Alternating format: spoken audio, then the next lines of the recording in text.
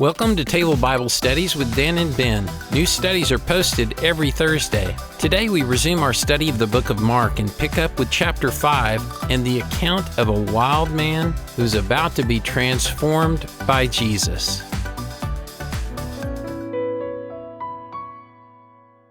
Today we'll be looking at Mark chapter 5, and This is a special chapter to me. Oh, yeah? Ask me, why is this a special chapter to you? Okay, why is this a special chapter to you? Well, because this chapter is the essence of a sermon I preached in Africa many, many times. Okay. In fact, almost every mission we've done in Africa, I guess I can't say everyone, but almost everyone, I preached Mark 5. And I have notes for it with some ideas for some illustrations and other scriptures. But I remember one particular time, I think it was in Tanzania, where I was worn out. It was the end of a mission. And I had forgotten to take the notes for this final sermon. And I thought, well, you know what? Mark 5, that's all I need to preach. So I didn't have any notes, but I had a Bible, and I turned it to Mark 5, and I just went through the chapter. And what it describes is 3 miracles in the life of Jesus. Wow. So this is a 3-miracle chapter. That is so good. And once we get into these miracles, you'll recognize it. You'll think, oh yeah, I've heard him preach on this before. Okay.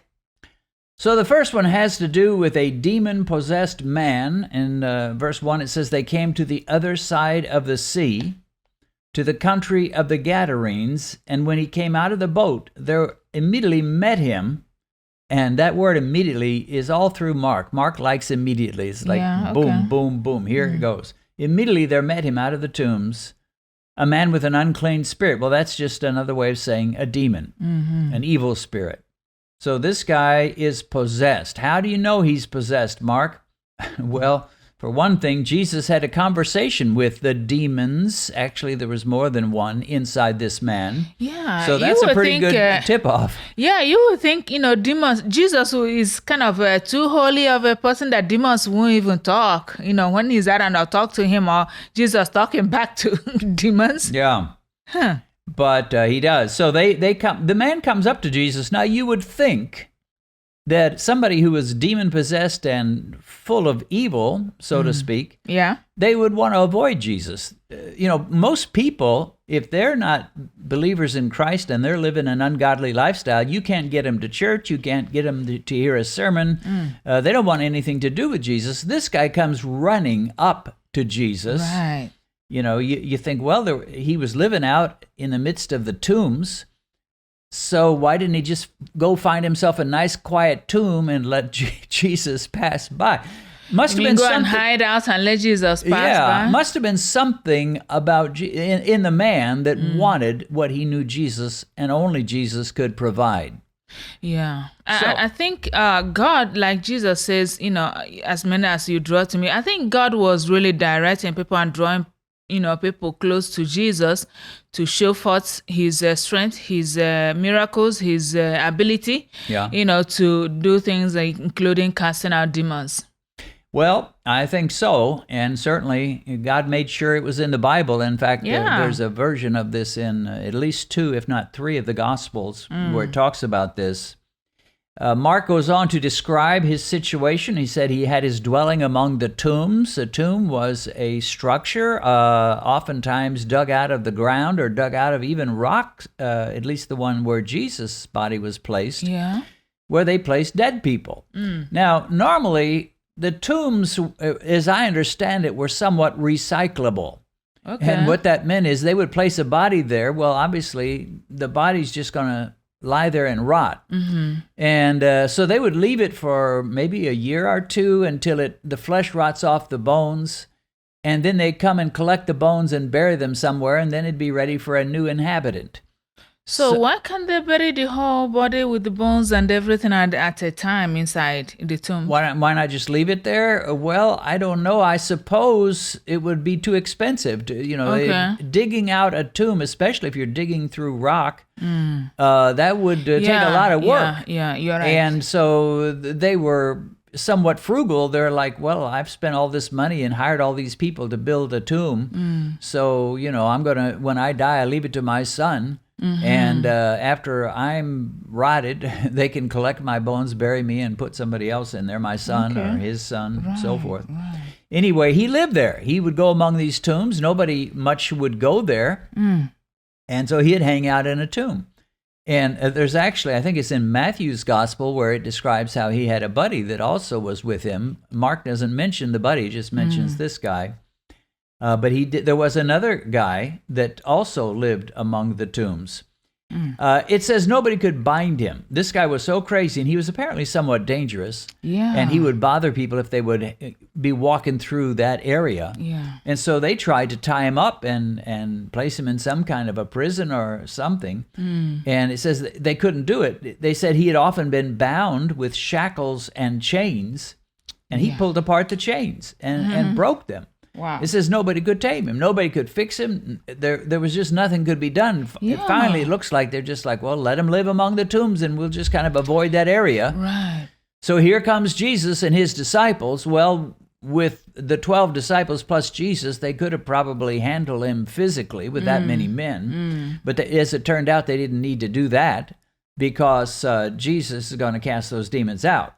Now, it's interesting what it says next. It says, always, night and day, he was in the mountains and in the tomb. So he lived a solitary life, except for this one other guy that lived out there. Yeah. And it says he was always out there. He wasn't in society. He didn't have a little shop in the marketplace. How he lived, I don't know. Maybe he went around and robbed some nearby households. Maybe that's why they tried to arrest him and tie him up. We don't know, but somehow he managed to make a living for himself and managed to eat and live. And it says he was always out there crying and cutting himself with stones. Not only crying, this was a miserable, messed up man. We would label him insane. Okay. A madman, someone who has lost their mind. He not only is crying out in misery and making all kinds of weird sounds, he would take sharp rocks and cut himself, I guess, just to watch him bleed. Yeah. So, I mean, this was a really crazy fella, but the Bible doesn't say he was crazy. It says he was demon-possessed, and it mentions that. You can't get away from it. There are demons in this world. If you're going to believe the Bible, you have to believe that, don't you? Yes. One thing,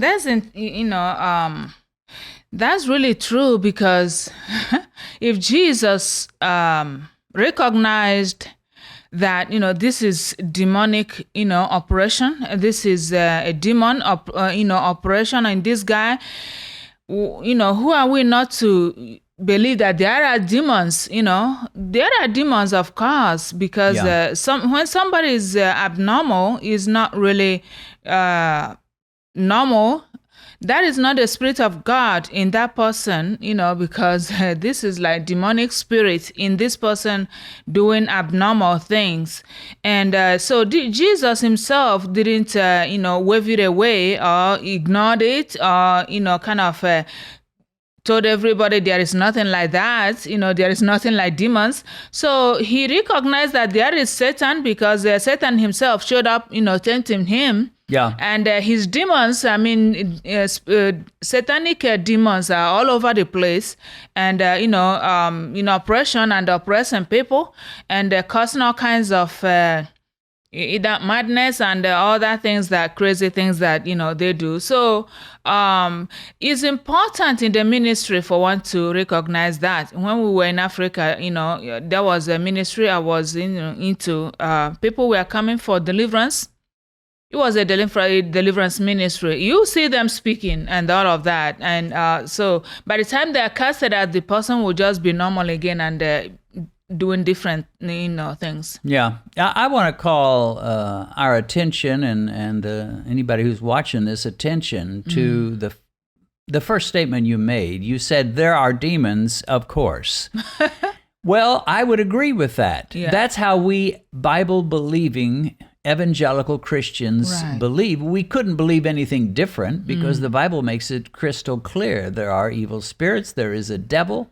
Yeah. And people can be inhabited by demons. So, you said there are demons, of course. I agree. But there's a lot of people would not agree. In fact, especially in America, there's a lot of secular folks that would think that's just the biggest joke in the world, that there are these evil spirits that can get hold of people and mess with them and mess with their minds and so forth. But it just shows the huge difference in thinking between someone who reads the Bible, loves the Bible, believes the Bible, versus someone who does not any of those things. Yeah. And they tend, Americans especially, to think that's just superstition, can't be real.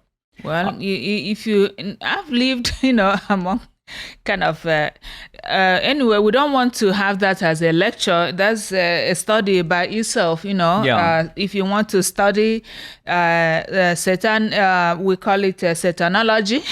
You will be able to get all that. So it goes on to say he saw Jesus from afar. So it's not like he was on the edge of the sea. Jesus and them his disciples had crossed over the Sea of Galilee. Yeah. And it's not like he was on the edge just waiting for him. He was some distance away, but he sees him from afar. Mm-hmm. Probably, maybe hadn't even heard of Jesus, but somehow he instinctively is drawn to him. Yeah. And again, we talk about the magnetism of Jesus, how people were drawn to him. This guy was drawn to Jesus, even though he was crazy, he was demon-possessed, but somehow he couldn't stay away. He, like I said, he could have hid out or just let him pass by, but instead he's drawn. He runs from him. Now, we don't learn from this particular version from Mark's gospel, but we hear this from another one, that this man lived naked. He wore no clothes. Yeah. So it had to be quite a sight. And then secondly, the fact he's cutting himself with stones probably has a lot of scars on his body. So here is this naked man running at you and your group as you get out of the boat with scars and not a stitch of clothes on. It'd be enough to make you stop and think. And he finally gets to Jesus and cries with a loud voice, nothing timid about this guy. He stops. It says he worshiped him. Now, worship doesn't mean I praise you, Jesus, I thank you, Jesus. In this case, worship simply means he fell down before him. Okay. It's a posture. Sometimes worship can simply be a posture. He fell down before him, and he cried out, and he said, "What do I have to do with you, Jesus, Son of the Most High God? I implore you," which means I beg you, by God, that you do not torment me. Kind of odd that this man's already tormented. I mean, he's a mess. And yet he's saying, please don't torment me. It's like you've got the wrong news about who you're dealing with here. Yeah. Jesus doesn't come to torment people. He comes to save and to deliver them. And maybe he was feeling a little of what the demons were feeling, which was, this guy's going to be trouble for us. Because he was about to lose all his buddies. His demons were his friends. They were his constant companions, and he'd gotten kind of used to being demon-possessed, sad to say. And so he's like, would you please not torment? Well, again, he could have just stayed away, but he has to come to Jesus. One thing I wanted to add there is like, this guy, in submission to Jesus, and the demons that, were living inside this body, were like bowing down to Jesus in submission. Yeah. And what I understand there is like, if you don't have Spirit of God inside you, another spirit is living there. Okay. And now this man has not just one or two, legion, a lot of them living inside him. And why he's like crazy and kind of naked all over the place, is like he's mad. In Africa, we let them walk all over the place. Yeah. So one walked into our meeting last time, in Uganda, walked all the way from Kenya by foot to Uganda. The border didn't ask him, where is your passport or ticket or anything. He just passed through them half naked into Uganda. And God stopped him right there where we were doing meeting, knowing that maybe years to come or weeks to come. I don't know how he's been there for a long time in that marketplace, eating off of what is left over. And God delivered him right there, by the place that we were having the meeting, and he got healed. Well, the interesting thing was he came into your ladies' meeting. You were having a meeting for women. Somehow he wandered into the meeting, and he was about, I don't know, I want to say half naked. He was wearing tatters. He just had very little clothes, and some of our men who were there, kind of overseeing things, they were concerned. And they made him to sit down and behave himself. Not that he really tried to do much. Right. And then you had a prayer time at some point, and he saw fire coming into him, and he was delivered. He found out where he was, and it was a tremendous testimony. Yeah, you're right. One thing I wanted to add for this one now is like those demons were the ones that were troubled, and they're speaking through this man. So the man was like, the voice was coming out of him, but those demons were really the ones speaking. And there's like, you don't torment us. They have been tormenting that body and that man for They were years. the tormentors. Yeah, they but were it's the like tormentors. they don't want any torment themselves. I don't want any torment. Don't torment me, but I will torment this guy till he dies. And so it's like, the demons, Satan himself don't want trouble, but he troubles everybody. Exactly. Well, and that's the way with all bullies. Bullies, they love to pick on people, beat people, mock people, but if someone tries to do it to them, they don't like it much at all. So Jesus, the Bible says, had said to this man, "Come out of the man, unclean spirit." And he asked, "What is your name?" And the man answered, "My name is Legion," which meant a whole group of soldiers. I forget how many. I'm thinking it may be 144. Wow. But it's a bunch of soldiers. He says, "We are many." Now, when he says "we," he stopped talking just for him. He's talking for the demons. The demons are starting to speak through this man's voice. The demons were really speaking. We are many. We are many.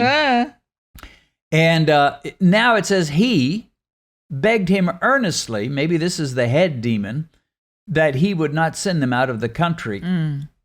There's a lot we don't understand. Why is it that it mattered to them whether he sent them out of the country or they stayed around? I guess they had become nice local demon citizens. They knew the area well. They knew the people.